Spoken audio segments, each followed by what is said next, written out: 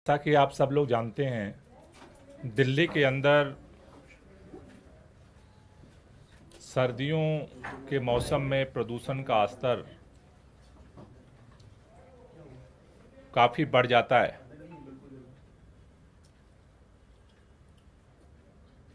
प्रदूषण को कम करने के लिए अरविंद केजरीवाल जी के नेतृत्व में सरकार विंटर एक्शन प्लान के माध्यम से, समर एक्शन प्लान के माध्यम से बहुत सारी पहलकदमियां कर रही हैं, जिसके परिणाम स्वरूप अगर हम देखें तो दिल्ली के अंदर प्रदूषण के स्तर में लगातार गिरावट दर्ज की जा रही है। लेकिन सर्दियों के मौसम के बढ़ने के साथ साथ जिस तरह से दिल्ली में प्रदूषण की स्थिति पिछले सालों में काफ़ी गंभीर होती रही, उसको लेकर के दिल्ली सरकार ने ये निर्णय लिया था कि इस प्रदूषण के जो रियल टाइम सोर्स हैं उनकी साइंटिफिक स्टडी करना बहुत ज़रूरी है। क्योंकि कोई कहता है इसका कारण डस्ट पोल्यूशन है, कोई कहता है गाड़ियों की वजह से पोल्यूशन हो रहा है, कोई कहता है कि बायोमास बर्निंग से है, कुछ रिपोर्ट्स पराली की वजह से है। तो किस समय, किस एरिया में, किस वजह से प्रदूषण बढ़ रहा है?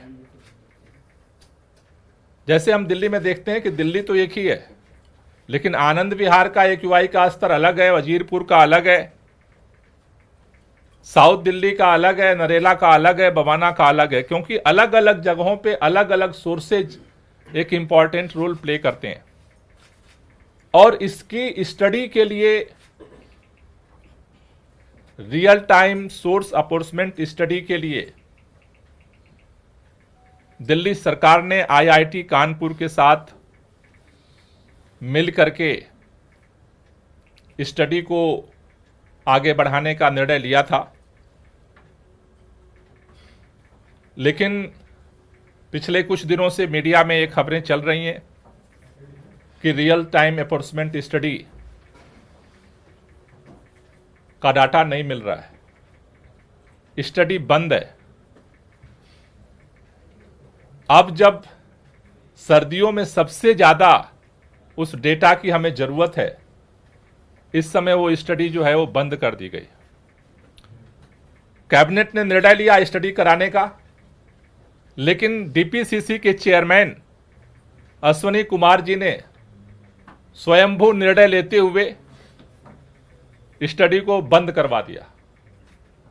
बिना मिनिस्टर के डिस्कशन के, बिना कैबिनेट के डिस्कशन के, बिना किसी निर्णय के कैबिनेट के फैसले को उन्होंने पलट दिया।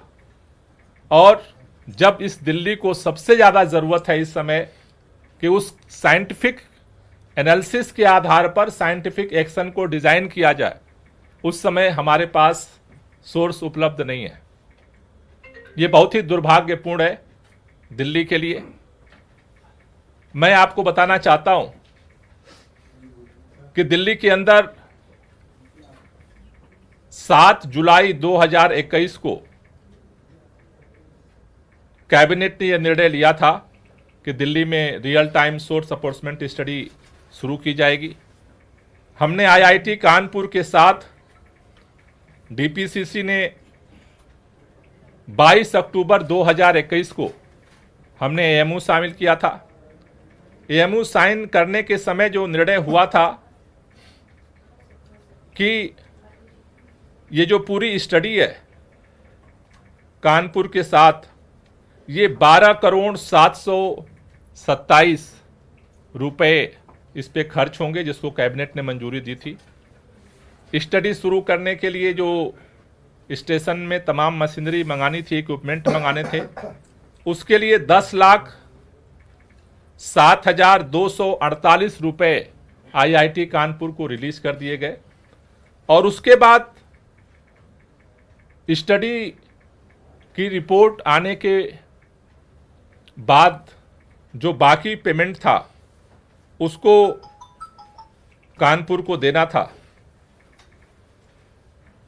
लेकिन इसी बीच दिल्ली के अंदर अश्वनी कुमार जी दिसंबर के महीने में डीपीसीसी के चेयरमैन बनाए जाते हैं। उसके पहले अब तक जो इन्वायरमेंट विभाग का सेक्रेटरी होता था वही डीपीसीसी का चेयरमैन होता था। पहली बार इन्वायरमेंट डिपार्टमेंट के सेक्रेटरी की जगह सेपरेट अश्वनी कुमार जी को दिसंबर में डीपीसीसी का चेयरमैन नियुक्त किया जाता है। दिसंबर में ये नियुक्त होते हैं और नियुक्त होने के बाद फरवरी के महीने में ये नोट फाइल पर लिखते हैं कि ये जो स्टडी हो रही है उसकी कास्ट बहुत ज़्यादा है। उसके बाद फिर आगे लिखते हैं कि जो इसकी मॉडलिटी है उसमें प्रॉब्लम है। और उसके बाद मीटिंग दर मीटिंग आईआईटी कानपुर के साइंटिस्ट के साथ होती है। और फाइनली जब अक्टूबर के महीने में प्रदूषण का स्तर बढ़ता है, 18 अक्टूबर को इन्होंने फाइनली फाइल पे लिखा कि अब जो बचा हुआ पेमेंट है आईआईटी कानपुर का नहीं दिया जाएगा। और उसके बाद से दिल्ली के अंदर शायद देश का पहला इस तरह का रियल टाइम सोर्स अप्रोचमेंट स्टडी शुरू हुई थी, उसको अश्वनी कुमार जी ने ठप कर दिया। कैबिनेट के फैसले को पलट दिया। अक्टूबर के बाद जो दिल्ली के पोल्यूशन को कम करने के लिए एक साइंटिफिक स्टडी हमारे हाथ में होनी चाहिए, दिल्ली के 2 करोड़ लोगों की जिंदगी के साथ उन्होंने खिलवाड़ करने का निर्णय ले लिया। बिना मंत्रालय को किसी तरह की सूचना दिए बगैर, बिना कैबिनेट को किसी तरह की सूचना दिए बगैर, और 2 करोड़ लोगों की जिंदगी से खेलने का उन्होंने निर्णय ले लिया और उनका पेमेंट रोक दिया गया। कोई भी जो रूल और जितने टीबीआर के रेगुलेशंस हैं, कोई भी अधिकारी कैबिनेट के फैसले को इंप्लीमेंट करने के लिए होता है। कैबिनेट के फैसले को कोई एक अधिकारी अपने स्वयंभू विवेक के आधार पर पलट नहीं सकता है, लेकिन अश्वनी कुमार जी ने पलट दिया। और खास तौर से जो सबसे बड़ी बात है कि जब सबसे ज्यादा क्रूशियल समय आया है अक्टूबर में, उस समय इन्होंने पूरी स्टडी को ठप करा दिया, सारा डेटा आना बंद हो गया।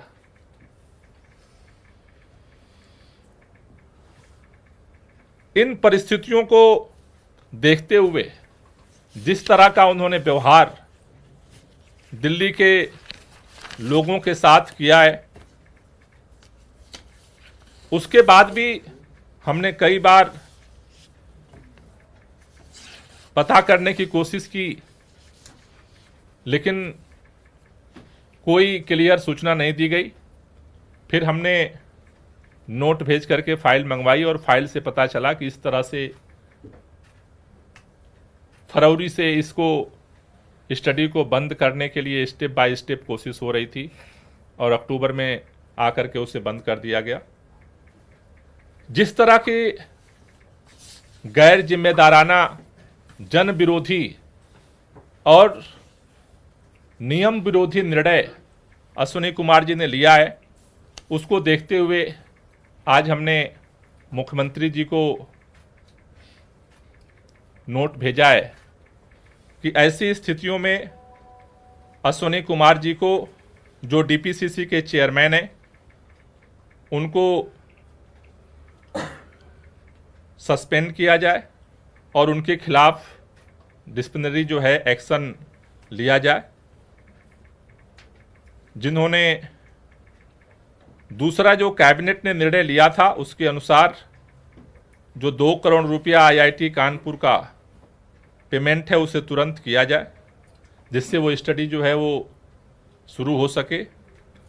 और साथ ही साथ ये विंटर्स जो सेशन है उसके समाप्त होने के बाद जो इस फील्ड के क्वालिफाइड साइंटिस्ट हैं उन लोगों से इस पूरे स्टडी को जो है रिव्यू किया जाए, जिसके आधार पर फर्दर आगे निर्णय लिया जा सके। मैं इस संदर्भ में आतिशी जी से चाहूँगा कि वो अपनी बात कुछ रखेंगे।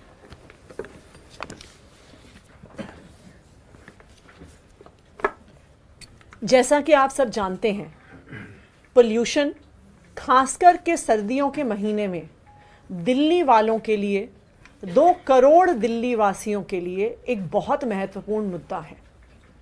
दिल्ली में सर्दियों में पोल्यूशन का स्तर बढ़ता है, लोगों के स्वास्थ्य पर असर पड़ता है।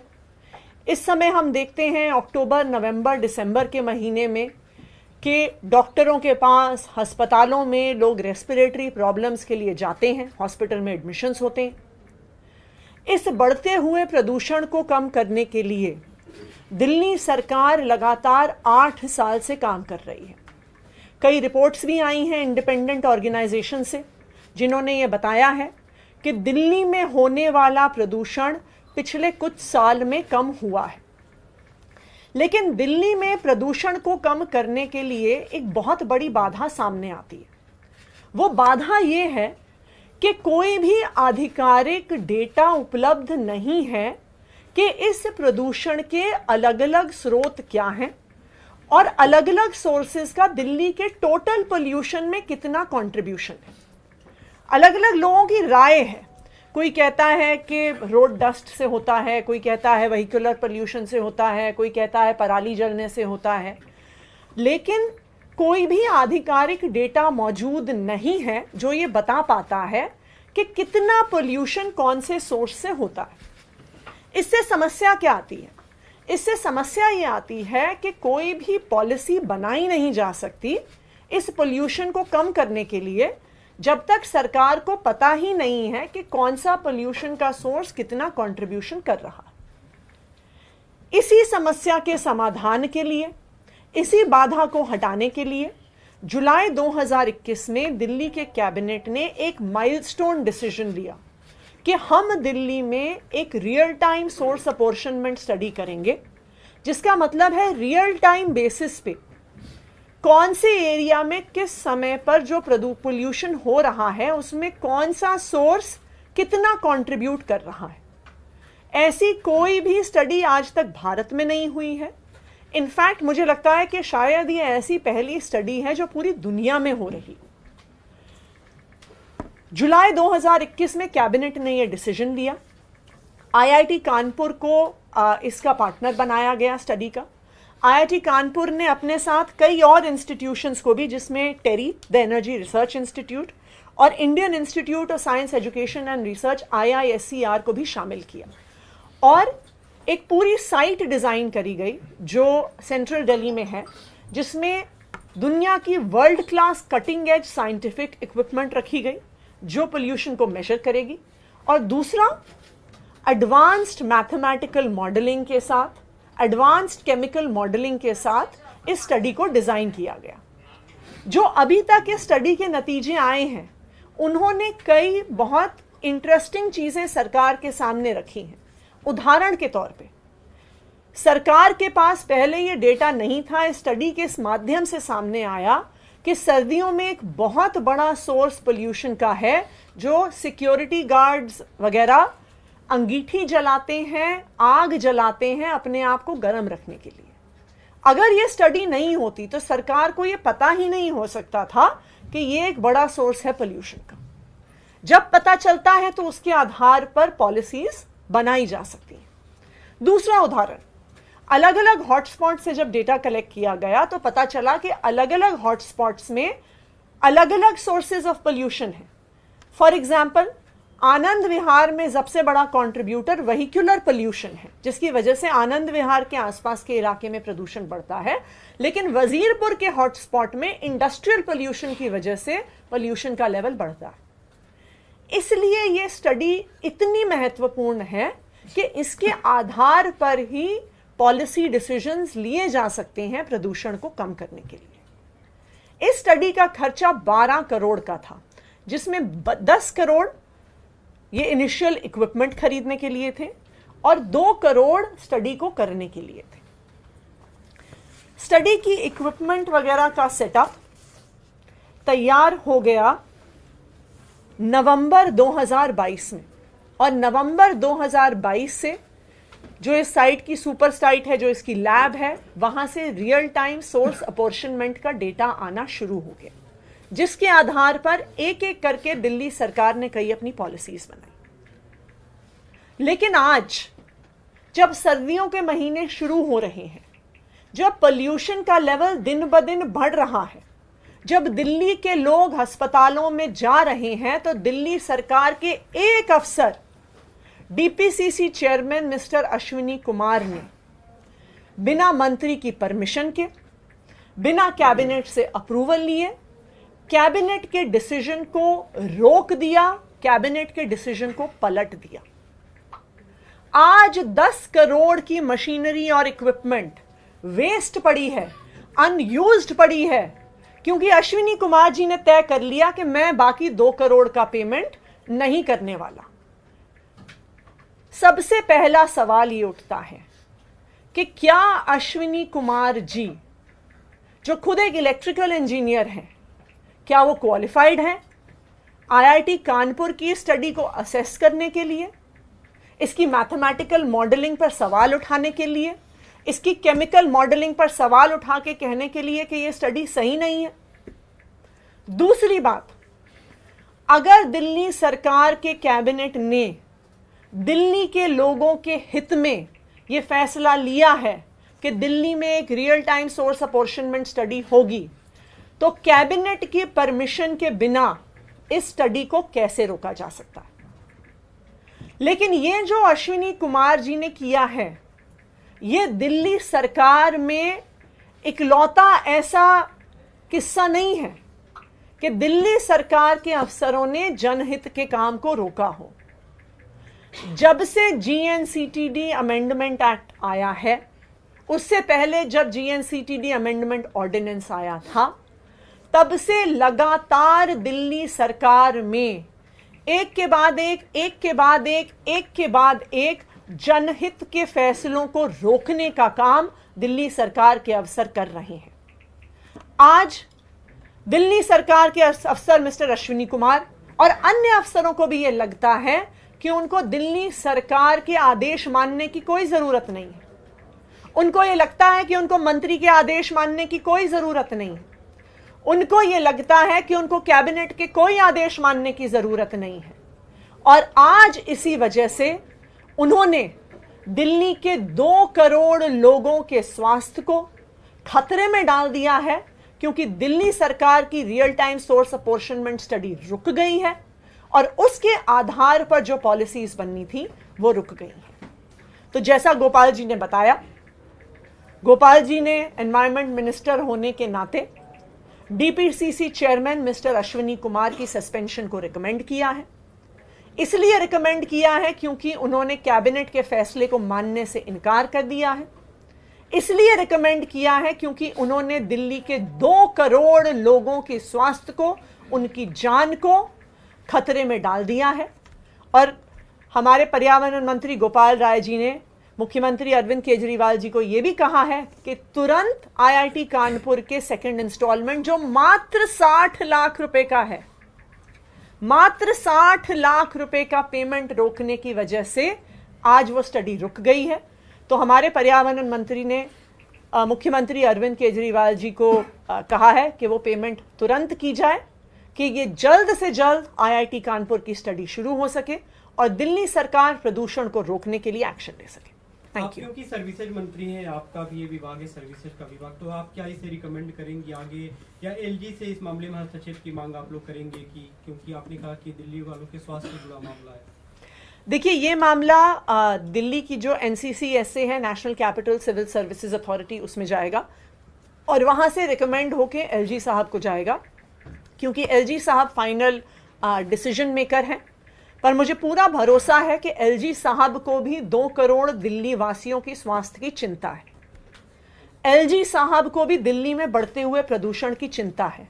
और जब एलजी साहब देखेंगे कि एक अफसर ने 2 करोड़ दिल्ली वासियों की जिंदगी को खतरे में डाल दिया, उनके स्वास्थ्य को खतरे में डाल दिया, तो वो भी जरूर अश्विनी कुमार जी को सस्पेंड भी करेंगे और उनके खिलाफ डिसिप्लिनरी एक्शन भी लेंगे। आतिश जी, ये जो आपने डेटा बताया 2 करोड़ रुपए इस स्टडी के लिए कानपुर को देने थे और कानपुर साइंटिस्ट को देने थे, इसमें से क्या 1,40,000 की पेमेंट हो चुकी है या ये जो टोटल स्टडी है, इस टोटल स्टडी का कॉस्ट जब एमओयू साइन हुआ आईआईटी कानपुर के साथ तो 12.72 करोड़ इस स्टडी की टोटल कॉस्ट थी, जिसमें शामिल था पूरा लैब, पूरा इक्विपमेंट वगैरह सेटअप करना, जिसमें से 10.72 करोड़ सिर्फ लैब और इक्विपमेंट सेटअप करने में गया, जिसकी पेमेंट हो चुकी है। दैट मीन्स 80% से ज्यादा जो खर्चा था वो हो चुका है। और आज वो 10 करोड़ की इक्विपमेंट खाली पड़ी है, वेस्टेड पड़ी है, अनयूज्ड पड़ी है, क्योंकि अश्विनी कुमार जी ने सेकंड इंस्टॉलमेंट के पैसे देने से मना कर दिया। मैम, क्योंकि अभी गोपाल जी ने 2 दिन पहले ये कहा था, मैं थोड़ा सा डेटा को लेकर कंफ्यूज। अभी आपने कहा कि 60 लाख रुपए ही बकाए हैं। नहीं, 2 करोड़ रुपए बकाया है जो 3 इंस्टॉलमेंट में जाना है, तो तकरीबन 60 लाख के आसपास की 3 इंस्टॉलमेंट्स अभी ड्यू हैं। तो अभी सेकंड इंस्टॉलमेंट का पेमेंट ना होने की वजह से ये स्टडी रुक गई है। उनको 2 करोड़ देने हैं अभी, और 2 करोड़ रुपए उनको और देने हैं, लेकिन वो इंस्टॉलमेंट में था। ठीक है, क्योंकि ये जो हाँ जी जी 2 करोड़ जो गोपाल जी ने अभी कुछ दिन पहले भी जब एक मीटिंग बुलाई थी पर्यावरण की स्थिति को देखते हुए, ग्रेप 2 लागू होना था, उसमें भी अधिकारी और टॉप ऑफिशियल्स जो है वो नदारद रहे थे, उनमें अश्विनी कुमार का भी नाम था।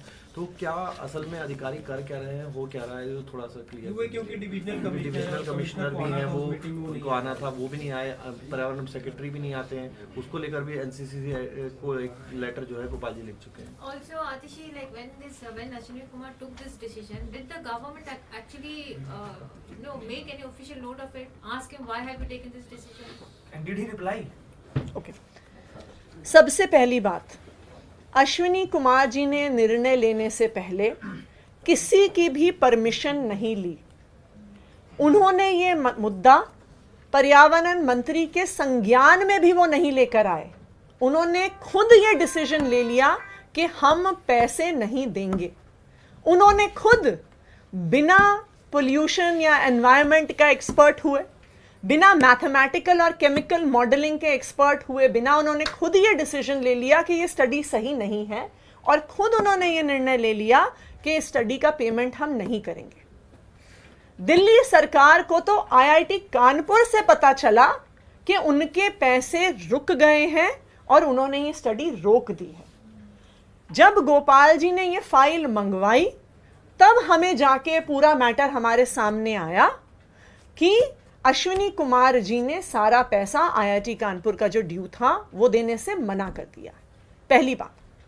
दूसरी बात, जैसा आप लोगों ने सवाल उठाया कि कई अफसर पोल्यूशन की इमरजेंसी मीटिंग में नहीं आए, हमने देखा है कि किस तरह से डीपीसीसी चेयरमैन होकर उन्होंने पेमेंट्स को रोक लिया है।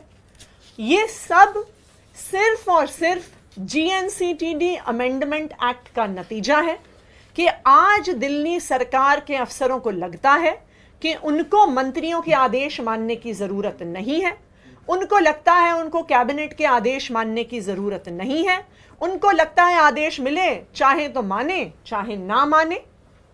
और इसीलिए हमने जीएनसीटीडी अमेंडमेंट एक्ट को सुप्रीम कोर्ट में चैलेंज किया हुआ है, क्योंकि यही वो मुद्दा है जिसको सुप्रीम कोर्ट ने अपने मई 2022 के फैसले में उठाया भी था कि जब तक अफसरों की अकाउंटेबिलिटी चुनी हुई सरकार को नहीं होगी तब तक अफसर अ लॉ अनटू देमसेल्व्स बन सकते हैं और जनता के मैंडेट के खिलाफ, जनता के इच्छा के खिलाफ, विल ऑफ द पीपल के खिलाफ काम कर सकते हैं। और यही हो रहा है। दिल्ली वाले चाहते हैं कि पोल्यूशन की सोर्सेस की स्टडी हो, लेकिन अश्विनी कुमार जी नहीं चाहते हैं इसलिए वो काम ठप हो गया है और वो काम रुक गया। आदित्य जी, आपने कहा कि कुछ पहली बार नहीं हुआ, कई बार किया, लेकिन ये तो कह सकते हैं इस पूरे मामले में कि कैबिनेट के निर्णय को इस तरीके से रोकने का निर्णय, तो ये काम तो पहली बार हुआ। बिल्कुल, कि कैबिनेट के फैसले को बिना कैबिनेट के पास वापस जाए रोकने का काम ये पहली बार आज हम देख रहे हैं। लेकिन ये सिलसिला पिछले कई महीनों से चल रहा है कि अफसर एक के बाद एक दिल्ली के मंत्रियों के फैसलों को मानने से इनकार कर रहे हैं। Thank you. ये वक्त ऐसा है कि जब एक्शन लेना चाहिए है, क्योंकि टाइम ऐसा आ गया है कि पोल्यूशन का लेवल 300 के पार जाना शुरू हो गया है। अब हम चिट्ठियां लिखेंगे, अब हम नोट लिखेंगे, अब हम एक दूसरे पे ब्लेम गेम करेंगे, तो लोग कहाँ जाएंगे? लोग तो परेशान हो रहे हैं, जिनको सांस लेने में तकलीफ हो रही है। नहीं, अभी तो 18 तारीख को ही तो इन्होंने स्टॉप किया है। लेकिन अभी की स्थिति सर आप देखिए, जिस तरह के तो पोल्यूशन 18 तारीख को इन्होंने स्टॉप किया है, उसके बाद इन्होंने बताना बंद कर दिया, फिर फाइल मंगाई गई, फाइल स्टडी करके फिर ये निर्णय लिया गया है। तो सरकार तो निर्णय, इसलिए तो हम ये निर्णय ले रहे हैं और सख्त निर्णय के लिए हम रिकमेंड कर रहे हैं कि भाई इस ऐसी सिचुएशन में कोई भी एक अधिकारी मतलब कैसे कैबिनेट के फैसले को पलट करके और उसको ठप भी कर सकता है। अगर कोई ऑब्जर्वेशन है तो उनको फाइल पे मंत्री के पास पुटअप करना चाहिए, कैबिनेट के सामने पुटअप करना चाहिए।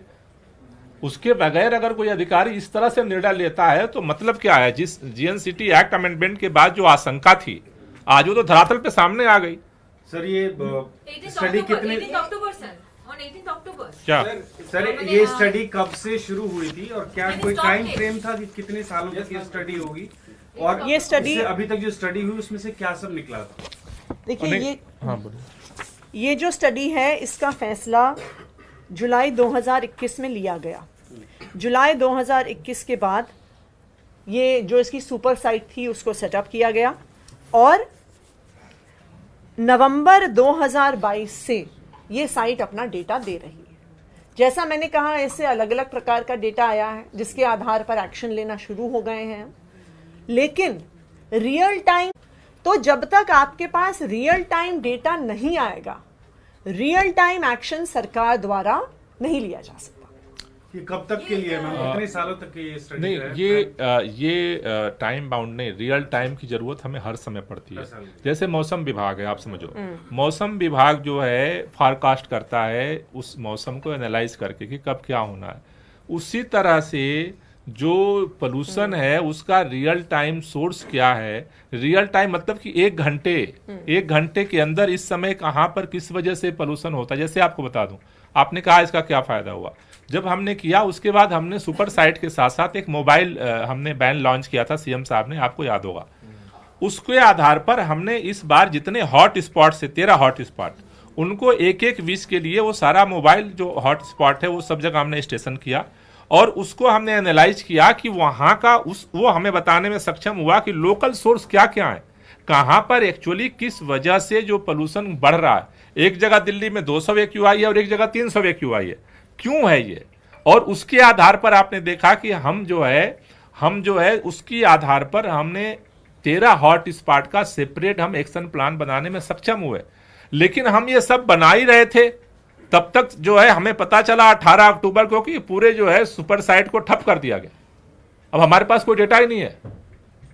डीपीसीसी ने सर आईआईटी को क्या कहा है, क्या आधार क्या बनाया है, क्यों बंद किया गया है? बस क्योंकि अश्विनी कुमार जी को लगता है, अश्विनी कुमार जी का असेसमेंट है। अश्विनी कुमार जी जो एक इलेक्ट्रिकल इंजीनियर हैं, उन्होंने ये डिसाइड किया है कि देश के leading scientists from IIT Kanpur, from TERI, from IISER की एडवांस्ड मैथमेटिकल मॉडलिंग, की एडवांस्ड केमिकल मॉडलिंग, की एडवांस्ड पोल्यूशन और environmental studies are not good enough. In fact मैं तो ये भी कहूंगी, डीपीसीसी के अपने भी साइंटिस्ट शायद क्वालिफाइड नहीं हैं इस स्टडी को असेस करने के लिए। इस स्टडी को असेस करने के लिए, किसी भी साइंटिस्ट के एडवांस्ड मॉडलिंग को असेस करने के लिए आपको उनसे सीनियर साइंटिस्ट की जरूरत है जो आपको बता पाए। एक IAS अफसर जिसके पास सिर्फ एक इलेक्ट्रिकल इंजीनियरिंग में बीटेक है, वो कहां से क्वालिफाइड है इसको रोकने के लिए? Thank you. इसमें ये बस, जो बस। सेंटर है, बस बहुत हो गया।